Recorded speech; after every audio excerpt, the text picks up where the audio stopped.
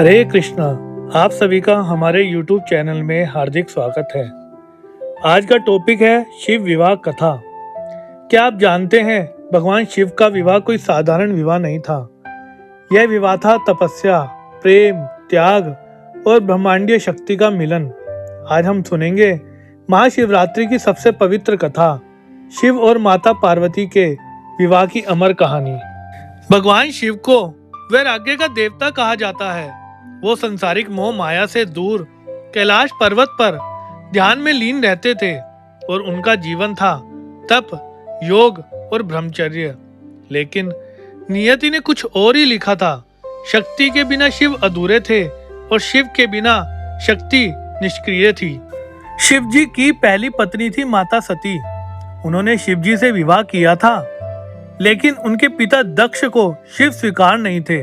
एक बार दक्ष ने बड़ा यज्ञ किया, लेकिन शिव जी को आमंत्रित नहीं किया।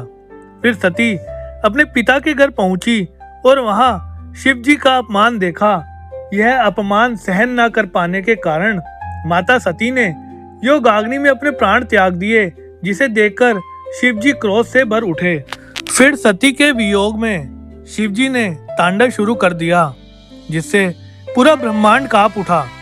उन्होंने सती के शरीर को अपने कंधे पर उठाया और प्रलयकारी तांडव करने लगे। यह देखकर भगवान विष्णु ने सती के शरीर के टुकड़े कर दिए और वे शक्तिपीठ बन गए। इस तरह शिवजी फिर से ध्यान में लीन हो गए। फिर माता सती ने पुनर्जन्म लिया। इस बार वे हिमालय राज की पुत्री बनी, अर्थात माता पार्वती। बचपन से ही पार्वती जी के मन में केवल एक ही इच्छा थी, भगवान शिव को पति के रूप में पाना। इसलिए वे जानती थी कि शिव ही उनके वास्तविक जीवन साथी। फिर भगवान शिव को पाने के लिए माता पार्वती ने कठोर तपस्या शुरू कर दी। उन्होंने वर्षों तक अन्न जल त्याग दिया, केवल बेलपत्र और वायु पर जीवन बिताया। उनकी इस तपस्या से तीनों लोग हिल गए और देवता भी चकित थे कि इतना प्रेम और इतनी भक्ति। फिर भगवान शिव ने पार्वती की भक्ति की परीक्षा लेने का निर्णय लिया।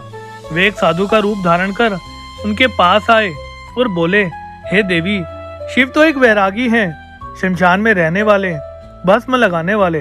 तुम्हें उनसे विवाह क्यों करना है? लेकिन पार्वती जी मुस्कुराई। उन्होंने कहा, शिव ही मेरे आराध्य हैं, उनका स्वरूप ही मेरा संसार है। मैं उन्हें हृदय से चाहती हूँ। फिर यह बात सुनकर शिव जी प्रसन्न हो गए। फिर शिव जी अपने वास्तविक रूप में प्रकट हुए और उन्होंने कहा, हे पार्वती, तुम्हारी तपस्या सफल हुई। मैं तुम्हें पत्नी रूप में स्वीकार करता हूँ। फिर पूरा कैलाश आनंद से भर गया और देवताओं ने पुष्प वर्षा की। फिर हिमालय राज ने विवाह की तैयारियां शुरू कर दी। लेकिन शिव जी की बारात थी सबसे अनोखी।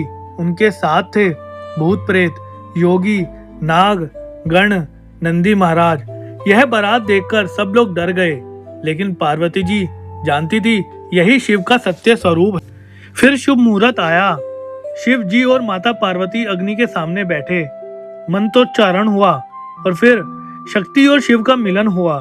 यह केवल विवाह नहीं था, यह था ब्रह्मांड का संतुलन, जिसे देखकर सभी देवताओं ने जयकारा लगाया, हर हर महादेव। और इस विवाह की स्मृति में हर वर्ष महाशिवरात्रि मनाई जाती है। यह रात बताती है कि सच्चा प्रेम तपस्या मांगता है, भक्ति कभी व्यर्थ नहीं जाती। शिव और शक्ति का मिलन ही जीवन है। महाशिवरात्रि की रात जो शिव का नाम लेता है, उसके जीवन से अंधकार मिट जाता है। तो दोस्तों, भगवान शिव और माता पार्वती का यह विवाह केवल एक कथा नहीं, बल्कि यह पूरे ब्रह्मांड का सबसे पवित्र संदेश है।